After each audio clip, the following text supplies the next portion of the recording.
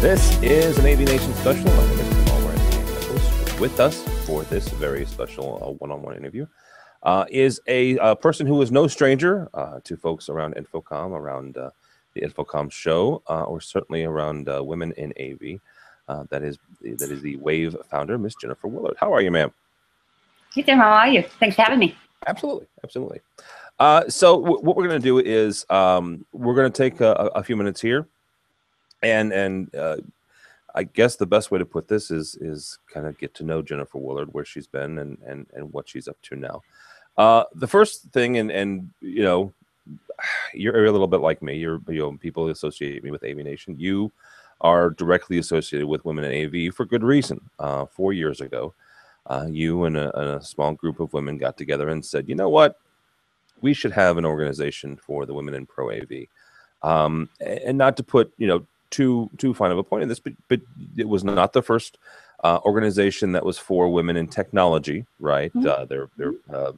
Absolutely. Audio, the acoustical engineering, audio women's engineers, as well as the women in CE, which is the consumer electronics. Yeah. But this was the first pro AV group that purposely set out to support the women in this industry. How did you guys come about and coming up with the idea, and how did that whole idea kind of flesh out and work out?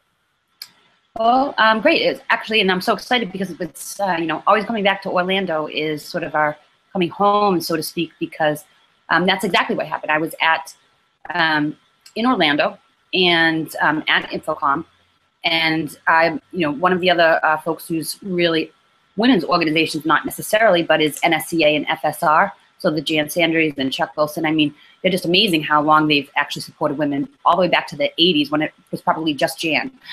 So I had gone to their sort of reception and everything. It started me thinking, why don't we? And I started looking around and everything like that. And I thought, well, wait a minute. Okay, well, why don't I do this? So I went out, I got the LinkedIn, I got all the websites. I did everything that I needed to do, thinking that I could put it on ice. And, at the meantime, my girlfriends, but also my obviously professional colleagues, Kelly Perkins, Corey Schaefer, myself, Jan Sandry, and Lorene Jones. I reached out to all of them, and we had a few other women in the beginning to see if they wanted to be on the planning board with me. So that's really sort of like, it was kind of amazing to me. I never expected it. Again, I thought I was going to be able to, hey, we're women. Let's get all this stuff, put it all in this little package. We'll build it all up, and then we'll launch it out. Well, we literally had 30 members in the first hour. So I mean, it's like it's been a life of its own in the best possible way. But it's certainly it was. I mean, everything was a learning as you're like on your heels going. It took off a lot faster than we thought. So it's fantastic. We're at 947. I think we're on 6 continents. So I won't stop until I find somebody on Antarctica. I mean, think about it. I'm serious, I mean, you've got to think, if Antarctica, with all the research and how cold and you can't come back, they've got to have technology down there. They have to have technology. There's got to be a processor down there somewhere and a switcher. Some processor. Yeah, so that's it. So I mean, I think we're going to talk about that, a little bit later. But I mean, that's sort of how we got started, and we've just organically grown. And those women, I mean, they're presidents and owners and everything within themselves. We laid a really good foundation, I believe, for our organization to, sustain itself. Well, it's not just presidents and owners. One of the coolest things is also the women that are in the trenches, I guess is the best way to put it. Nothing against the owners or the presidents, yeah. But you got programmers, you have system designers, design engineers who are also women in AV. Yeah. No, we have like Liz Schwartz. I can't think of her first name. Her last name is King. You know her. But yes, you're absolutely right. We have tons of women that are actually programmers. I think, from a programming point of view, I think we had on our segment, one of our earlier podcasts, audio podcasts, we had 3 out of, like, I think there might have at that time been 5, programmers that we could find in the industry. We had all 3. So, but you're right. I mean, it's. I think what I'm really actually impressed with our group is the breadth and the depth of the experience. We're a small group. I mean, 947 is fantastic. I'm not you know, I would never like shun that in any way. But we do. It's amazing when you look at the statistics of our group. There is like a significant portion of them who are business owners, who are executives, who are up in the top of, and you don't typically find that in the STEM technology industry. So AV seems to be, you know, a little bit different and unique. And then, like you said, I mean, we have all tons of technicians, programmers, you know, I mean, installation like teams, and I mean, it's really fantastic to see, you know, what everybody's doing. I actually met on our group here in San Francisco. We just launched our San Francisco local chapters. That's one of the things that we do. And so one of the women on our lead team, she's actually an AV design engineer. So she's a bona fide AV consultant design engineer. You know, just like, she's my hero. Like, you know. So stuff like that just really excites me. But yeah, so yeah, it's fun. All right, so talking about the fact that it kind of grew by leaps and bounds. What were some of the challenges you ran into? Because you did have I mean, you guys were doing some pretty cool things really early on. Everything from the different events. You had an event every year at Infocom. You had the different lunch and learns. You had the regional shows where you had not only get-togethers but kind of like little happy hours. And you just did the Women in AV in London. Just did a really great event. So oh yeah, that's fantastic. Our London chapter and everything like that. We tried to sort of have the mentoring. We did, you know, the webinars.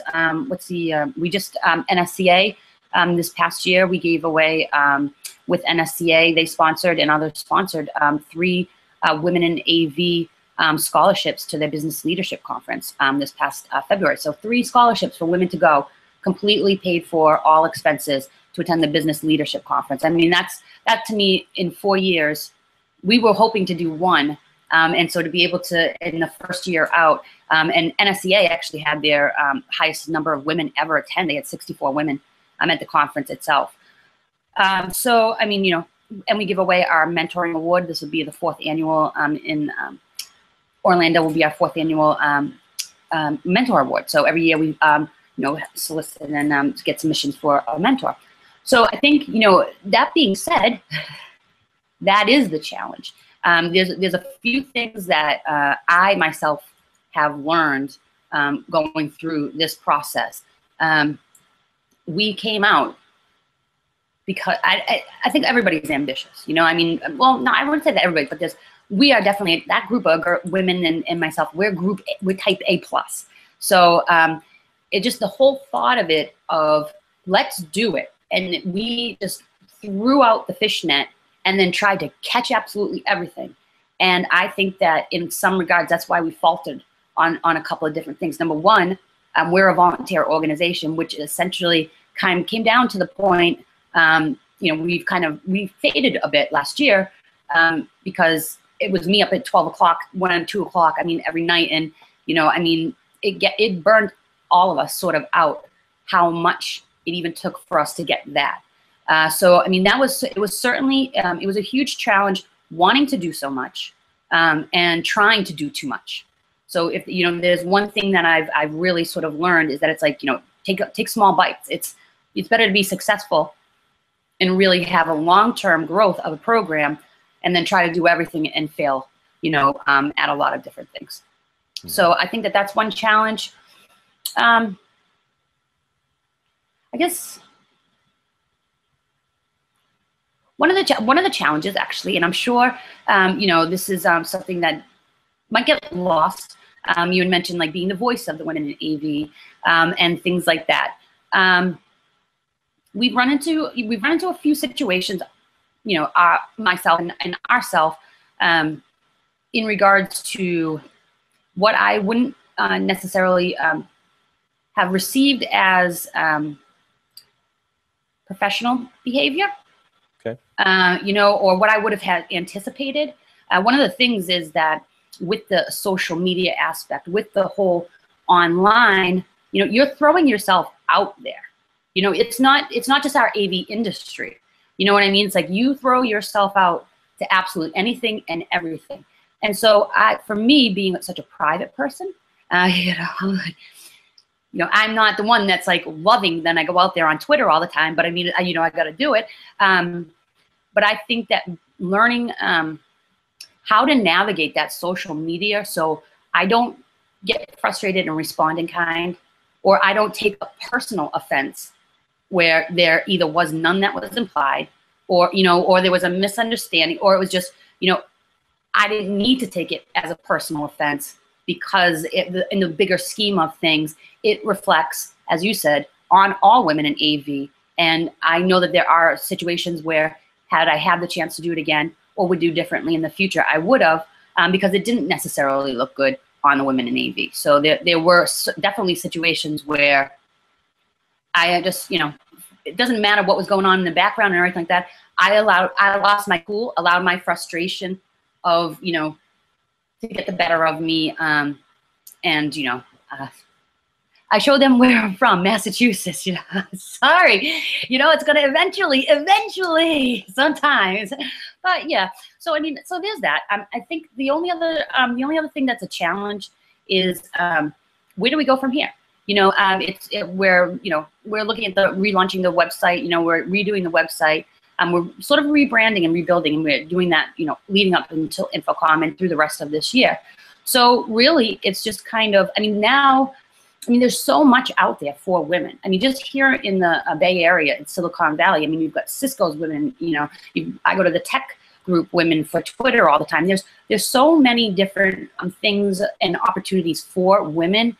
I really want to understand what we can figure out how to leverage the best. And internationally, you mentioned the UK. I mean, the woman over there, Abigail Brown, you know, she is just phenomenal. I mean, the woman, I can't believe it, like how amazing she is to have picked up. She has monthly like wave meetings, and she has like speakers. And I mean, these are like really high powered speakers, and she's got all of this stuff. And so it's just sort of figuring out, again, as I said, like what are the really key things that we can do and really focus on over the next couple of years to make it into a portal so that women can really start to get advantage and take advantage of the resources that we have in the industry. Yeah, absolutely. We'll get to what you guys have got coming up in a second. Yep. But first, you mentioned last fall, you did a job change last fall, amongst other things. You took some time off. You had previously worked with the court system in California. Mm-hmm. First of all, tell people, you know, if they're not familiar, kind of what you did in the courts of California. Yeah, absolutely. So for the past decade, I was with there now. It's the Judicial Council, but you know, till 2 months before I left, it was the Administrative Office of the Courts for California. And essentially my agency is the staff agency at a statewide level to the Judicial Council. The Judicial Council is for the entire state. So anybody that doesn't know the state of California, we have 58 different counties. So, you know, you got LA, you got Riverside, and all that. They're different counties. So there's 58 of them. And within that, up until the mid-90s, they were all operating individually. So you have like essentially 58 different fiefdoms. No, you know, sort of standardization, no collaboration. I mean, there was just a whole series of things.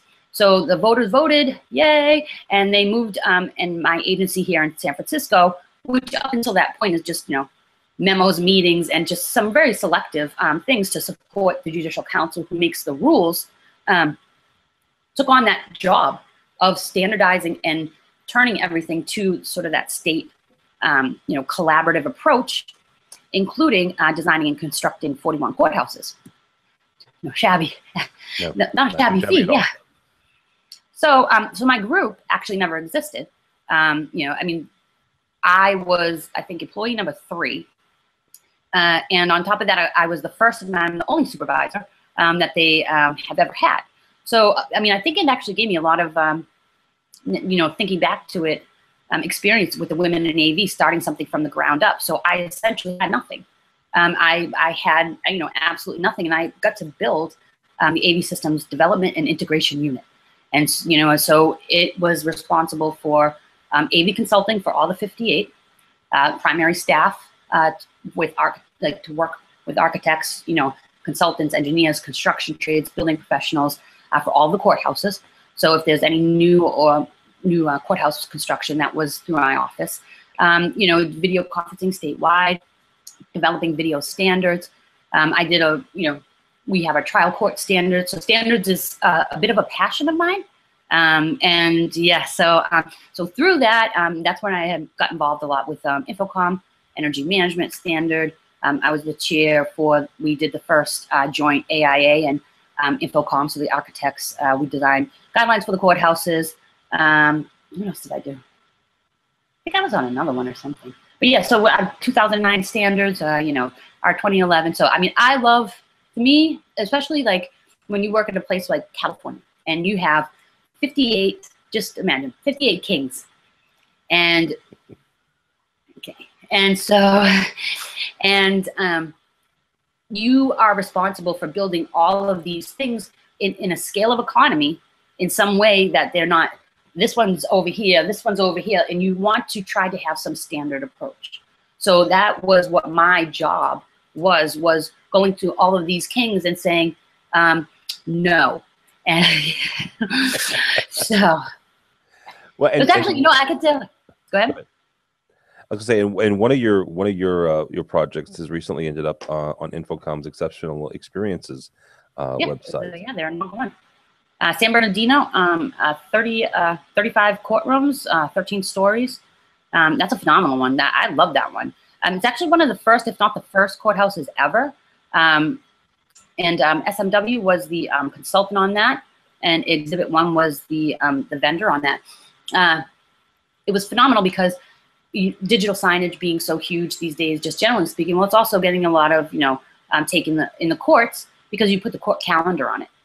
So, you know, you can actually scroll and you can see it instead of like pieces of paper. I mean, we won't get into the time when I put a brand new digital signage next to the courtroom, and when the screen went down, they started taping paper to the actual signs. Fun times. But no, so San Bernardino is a really phenomenal project, really great court. But what's very cool about it was they were the first ones where the digital signage was always on the other side of security. So it was in the secured area, whereas this one had a bank of 7 monitors that were actually outside the secured area. So you didn't have to go through. I mean, it seems like a simple thing, but hello, you know, I mean, we hadn't done it. I mean, that was the first, I mean, that was started design in 2007, 2008. So, but yeah, so that was the first one where we actually had like all the banks of digital signage on the outside, so you didn't have to go in. So yeah, I mean, I love my job. That's actually, you know, one of the specific reasons that I have moved on is to pursue my own firm and to pursue other opportunities. I'm originally from Massachusetts, so that's where I went in between. I took like you said, I took a little bit of a sabbatical and went home, saw my family and everything. I've been here for a long time. You can't tell from the accent. Probably won't ever go away. Yeah, that one's stuck with me. But yes, so, but I mean, I've, you know, one of the challenges, you know, talk about challenges, one of the big challenges of working within the government is, especially within technology, you sometimes run into just a lot of bureaucracy to be able to get your job done. And for instance, I did video standards statewide. I'm still at this point in time, and the only person, and it was in 2006, we did a statewide survey for all the courts in 58 counties. I don't know, it's been used by the legislative office once, you know, and it's all about the use of video and then and now and future and all this sort of stuff. I mean, it's just sat on kind of a shelf. So it's really difficult in some regards, working inside the government, to actually be able to push technology and innovations, such as Infocom. You know, I've taught, you know, all over the world for the AIA and the AA, you know, the AAJ. I've, you know, taught for Infocom, and we've developed standards. We've done, you know, half-day workshops, but it was all about the courts. It was all about the future of the courts. It was all about the technology and, like, you know, National Center for Courts and everything. None of that was with my own agency or within my own state. So it is somewhat of a challenge. You have to have patience and be ready for an opportunity when it's available. So what I wanted to do, and what I've thought over time, is that it actually would make a lot more sense, and I could do more outside of those 4 walls that I was actually in, than I was able to actually get accomplished inside. So yeah, so I started J Technology Solutions last fall. Very cool. And so you're basically a technology advocate. for not advocate, but a consultant working directly with either the general contractor or the client? How does that work exactly? Right. So I am a technology solutions provider, is what I call myself. And that's pretty much says it all. Technology solutions provider. So there's a whole section because of my background and my extensive experience in the judicial. That's separate from being able to do case studies, teaching law firms. There's I have 3 design philosophies for AV in a courthouse. It can't be vandalized. It can't be used as a weapon. And one of the most biggest challenges is that it can't be used as a reason why an attorney challenges that his client's due process was violated. So, and that is very significant, and again, plays into the standards in enormous ways. Because all of my, projection screens, the size, that was how I used to say no to the judges. It wasn't like I was able to say no.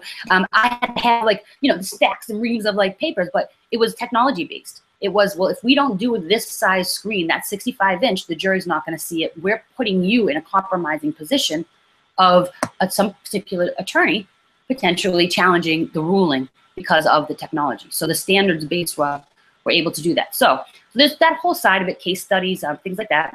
But my passion, the thing that I love more than anything, is the actual design and construction. Not so much the design. I love it, but I love construction. I really do. There's nothing better. I don't know if you've ever you've been on a lot of projects and stuff like that, getting out on the job site and everything. I mean, that's just fabulously fun. And excuse me, during my time and during my experience, it was one of those things where, as the owner, I'd walk into a courthouse and your construction schedule gets compressed, but your date of occupancy never moves, okay? If anything, it's moving up. It's not moving back, okay? What happens is, being the last man in, as we are, we get squeezed so much. I've walked in and looked into our IDF closet, and they actually had sweeping compound, which is in the back of the room, and that's to keep the dust in the room down, and a complete full rack of, 2 racks actually, full of AV equipment, active electronics. Door wide open, sheetrock going on, everything like that. And a lot of, I can see, especially for our industry, one of the biggest challenges for our industry is, you get companies such as the integrators, and they're working for the electrical sub, who's working for the general. Then if you've got a CMR at risk, I mean, there's so many layers, and they do what they're told to do, whether they think it's right or not. And, so, I mean, I've seen a lot of situations where I just feel terrible for the people in our industry, and walking in and knowing that they know that they shouldn't be doing this, but what are they going to do? It's a very unique, I mean, what are you going to do? So at the end of the day, the bottom line is that construction industry needs, someone like me that has, done that, and I can do it for them. I can be there, instead of being for the courts, I can be their low voltage technology, project manager, project coordinator for the design and construction of all of it, because they're the ones with the most risk, they're the ones with the most liability, and they're the ones that don't know what they're doing. Yeah, absolutely. Well, it's honestly, I totally appreciate it. They could take a look at a boiler or a HVAC system and immediately look at it and say, oh my God, that's 3 weeks behind on schedule. Technology is until maybe 3-4 years ago was still very much a nice to have. Now it's getting much more of a must have, and it is a fully functioning integrated part of it. But I mean, they're going to need another 20 years before they know that. Yeah. So that's what I want to do. All right, very cool. I've got one other interesting story. Mm-hmm. Yeah. Quick one. Yeah, so one of the case studies is about the use of body cameras for the Troopers Union. And so it's just a very fascinating thing. You should check it out. Around, I mean, with all of, it's not fascinating. I mean, I'm sorry, I take it a very different way. Well, the technology is fascinating. The yeah, I know. And the walking through is fascinating. You kind of, it's like one of those things where it's like, yeah, you forget about it. I mean, so it's, people don't come to court because it's a happy place. So, but that said, it really is it actually is very interesting. As we know, with everything that's going on, and most recently with Baltimore, it's like I now see, I've seen the little conversations and stuff about the use of body cameras. It really exploded within the last 6 months. Now it's on CNN every single day. And now the good thing, like everybody's talking about it. Everybody's doing it. And they're throwing 800 cameras here, 400 cameras there. They're throwing cameras onto everybody, which is absolutely, there's the courts, transparency, public outreach, it will and is the right concept. And it is with the most perfect intention. The problem is that we as human beings, just generally, we tend to throw something out and not necessarily think of the unintended consequences. So, it's like, what is going to happen? Think about it this way. So there's already been like people concerned, these cameras are on all the time. What about all of the public? Where are they, all of these general public people have nothing to do with it that are now being caught on camera. As a law enforcement police officer, if you're wearing a camera, just think about it. Do you not think that you might hesitate a little bit, or are you going to trust your instincts? I don't know the answer, but nobody's necessarily asking that question. What is that? Is that going to do something to me to be able to respond as a police officer myself? And then, just for not necessarily our industry, but STEM, where are you going to store all this stuff? What are the legal requirements? You know what I mean? Like, how long do you have to store it? Like, who's going to pay for this? It's just, again, the idea is great. But so I'm, really undertaking a comprehensive study for, the Troopers Union to really give them some idea of what's the best direction to go forward. No, it's very cool. Well, and it's obviously, very timely. Oh yeah, I'm writing, so cool. Good. All right. As we wrap up here, you do have some things going on with Women in AV in about 4 or 5 weeks at Infocom. What are some of the things you guys have going on? Yes. So it is 2012, 13, 14, 15. This will be our 4th year at Infocom. I'm really excited about that.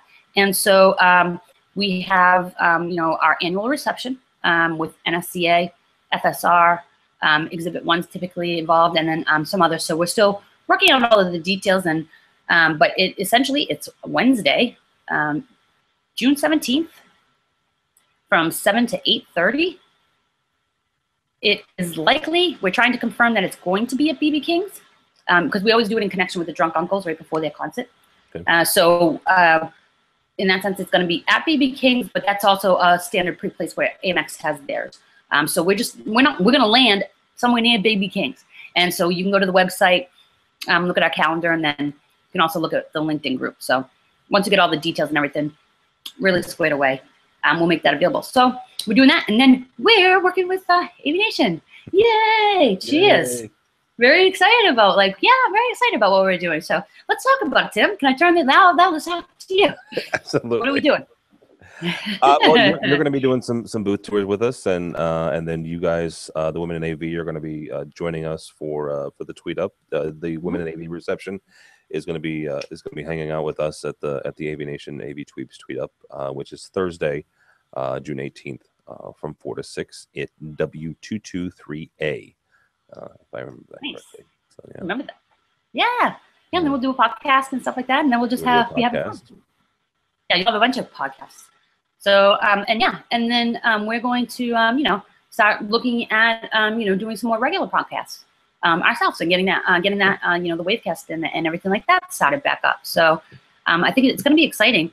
I'm looking forward to seeing what goes on at Infocom, seeing how that's all. We're really lucky when it comes to the women in AV and our industry. One of the most important things that we didn't mention is I made a very personal decision when we started our group. We're one of the only, we were definitely the only, but one of the very, very few at this time, I believe, that actually fully embraces you guys. We love you. We do. No, it's really, and I think in our industry, we're phenomenally lucky for the men that we have in our industry. Would you agree that the men are fabulous? Some of them. Yeah. I'll give you a list later of some of the ones that aren't so much, and yeah, I'll be on that list. But yeah. But yeah, so and very truthfully, we really do. Gentlemen like yourself, Chuck Wilson, You know, I mean, it's just like, you name it, there's a phenomenal group of men out there that are always so supportive. So men are welcome.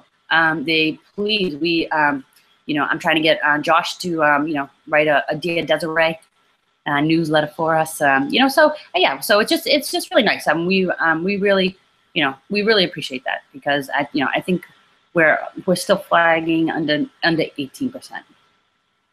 But yeah, we're looking forward to getting involved with you guys. Yeah, and then you got your mentor award as well. You'll be presenting. That happens at your event on Wednesday. Is that right? Yes, it happens at the reception. Yeah, so I mean, this year, and again, you know, I mean, I really, you know, we came out that first year, you know, had the first luncheon, sold out a month and a half in advance, 30 people over, you know, the budget.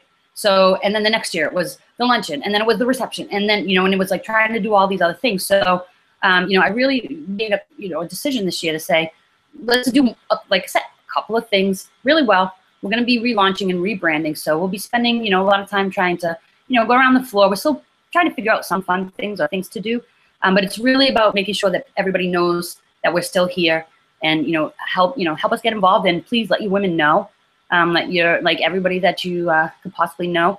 You know, do you want me to share my contact information? Absolutely, yeah, please. Okay. Yeah, so they can go to the Women in AV at www.womeninav.com. The really great place where all the women are until we relaunch, but the really great place is our LinkedIn group. We have, and that's Women in AV. So basically anything in the world that you can find that says Women in AV, you'll find us. But we have our LinkedIn group, and then also, you know, as you mentioned, we're on, you know, we have Twitter, we have Facebook. So we have all of those. So Women in AV, and all of those different things. And for our email, if anybody has any questions or wants to get in touch, they can email us at womeninav@gmail.com. There you go. It's been 4 years. We've said that a couple times, but it's been 4 years since you guys started this. Take a look for 6 months down the road. No, I'm not even going to make you do a year, because that's unfair. But what do you think? What do you hope? I guess I should say. And if you're a praying woman, what do you pray for that at the end of 2015, Women in AV looks like? A relaunched website. You know, and when I say relaunched website, I'm not just saying like a facelift, sort of like make it look pretty. Because our website, it is pretty. I love it because it's so simple, it's so easy, it's so stale. Because it's just old. It's like our choice. You know, it was designed in 2012. We haven't made. I mean, it's just, you can only do so much. But what I really, when I say the website, that to me is really it's the key sort of Women AV, because I want this to become an actual portal. And when I say portal, you know, a couple of women bloggers that can come and do that. You know, we'll have our podcasts and things to do. You know, that's what I had asked Josh. You know, one of the things that really strikes me is when it comes to women in our industry.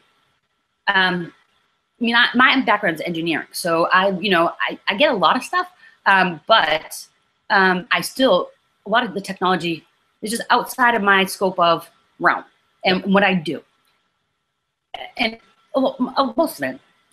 So what I really wanted, and I had asked Josh if he would do this, was I'd really love for a gentleman, an AV gent, to put together, you know, a couple of blurbs about latest technology or something interesting from a highly, purely technical point of view, but write it in a way that a support administrator can understand what's important about it.